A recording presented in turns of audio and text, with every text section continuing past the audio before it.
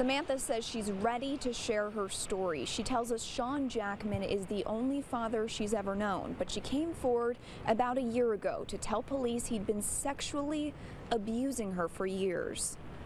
I remember him joking about it being the safest house in the city.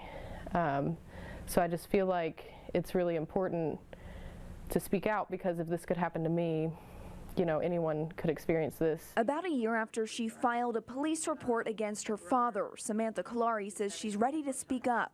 It wasn't even until just a few years ago that I really realized what had happened to me because of the extent and the longevity of the abuse. When Samantha was 2, her mother married Sean Jackman, and Kalari says Jackman adopted her. An arrest report says the abuse started when the child was 10 years old.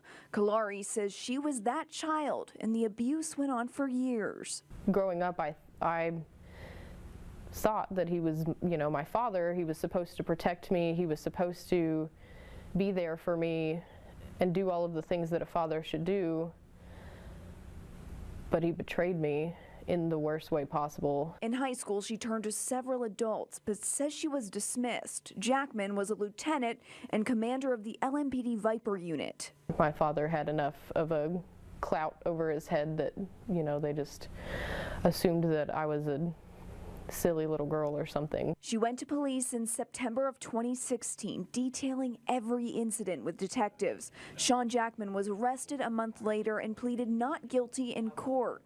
But Kalari fears he could be facing a shorter sentence. It's kind of saying to victims like me that it's not really that important. It's not really that severe of a crime. It's why she's decided to come forward and tell other survivors of sexual abuse the crime is serious and does matter. There has to be a reason why this happened to me. So this is the reason, is for me to use my voice and to stand out and to help make a change in this world.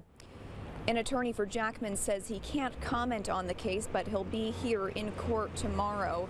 Samantha says as tough as it is, she'll also be here.